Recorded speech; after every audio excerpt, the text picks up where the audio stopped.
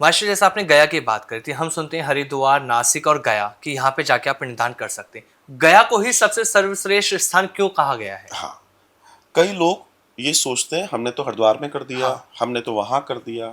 देखिए, मैं बात करूंगा, जब भी मैं बात करूंगा मैं प्रामाणिक बात करूंगा और जी। शास्त्रीय बात हुँ। करूंगा।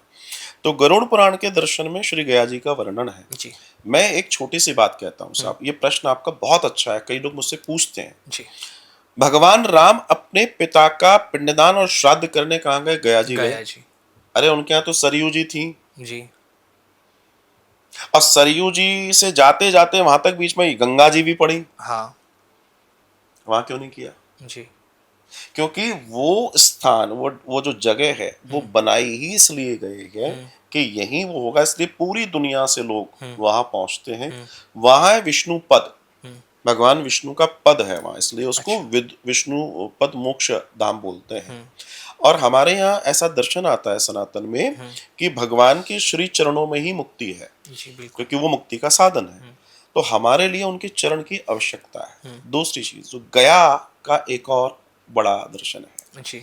गया असुर था, एक नाम था गयासुर। जी। गयासुर एक असुर था। हाँ। उसने बहुत तप किया, बहुत तप किया, बहुत जी। तप किया। हुँ।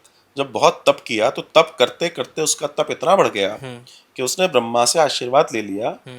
कि जो मुझे आके स्पर्श कर लेगा वो मुक्त हो जाएगा, अच्छा। उसकी मुक्ति हो जाएगी। जी, जी, जी।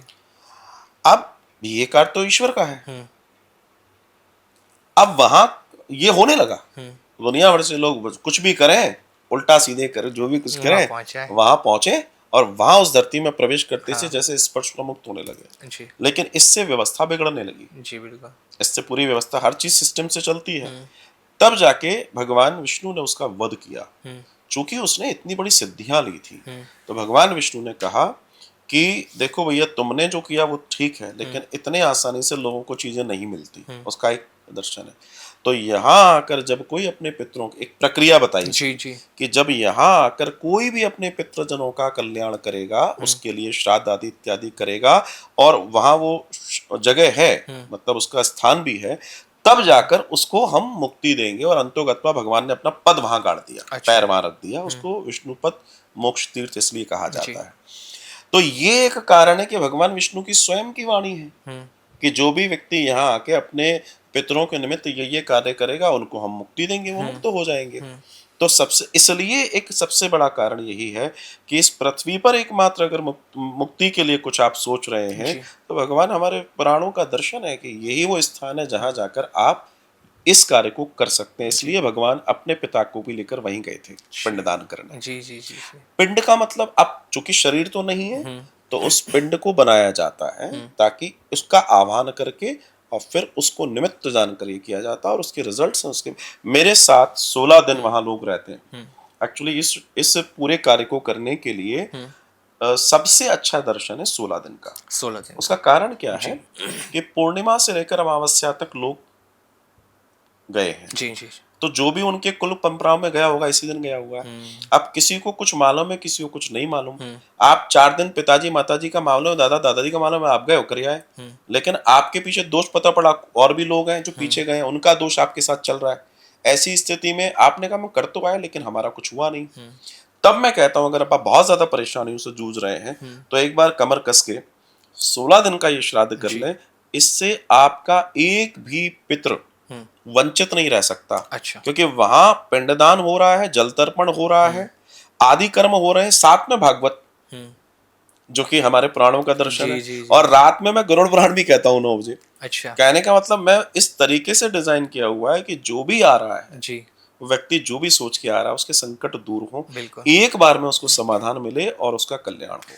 जी। इसलिए ये पूरी एक व्यवस्था है, हाँ। जो हमारी पौराणिक व्यवस्था है। जी। हम इधर उधर भटक रहे हैं, लेकिन उससे कुछ होना जाने वाला नहीं है, मन का बिल्कुल। धन है। हुँ। कई बार हम लोग मुझसे पूछते हैं कोई शॉर्टकट।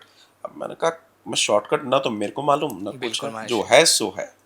क्योंकि लोग ये समझ ही नहीं पाते कि हम शॉर्टकट के चक्कर में सब कुछ बर्बाद कर रहे हैं। और जब 16 दिन की आपने महाशय बात करी, तो इसमें एक चीज़ और मैं जानना चाहता हूँ। इन 16 दिनों में विशेष तौर पर हमें क्या कुछ नहीं करना चाहिए और क्या-क्या हमें करना है जिसकी हमें सावधानी बरतनी चाहिए? ये भी आप थोड़ा-सा बताइए। जभी भी कोई गया जी में 16 दिन का हाँ। श्राद्ध करने जाएगा, जी। पहली चीज उसके यहाँ और उसके कुटुंब उसके घर में श्राद्ध नहीं होगा, क्योंकि अच्छा। जितने पितृ हैं, उनका आह्वान कहाँ हो रहा है?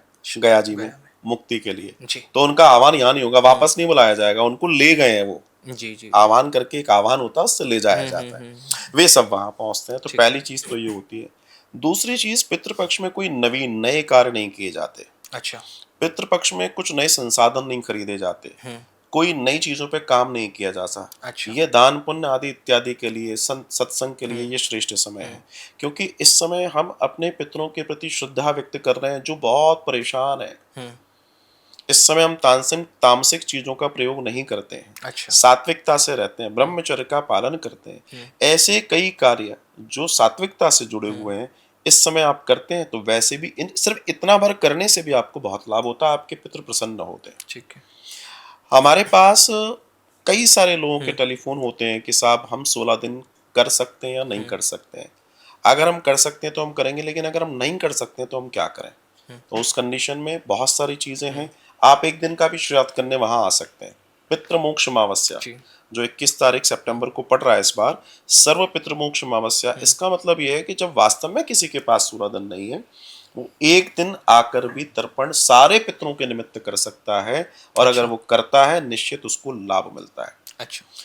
कुछ लोग ऐसे होते हैं जिनके पास थोड़ा ज्यादा समय है, वो 3 दिन के लिए आ सकते हैं, 7 दिन के लिए, वरना मैं सबसे कहता हूँ बहुत ज्यादा पीड़ा में हूँ भैया, जी। तो एक बार में सबका करके अपनी जिंदगी अच्छी कर लो, अपने बच्चों की जिंदगी अच्छी कर लो।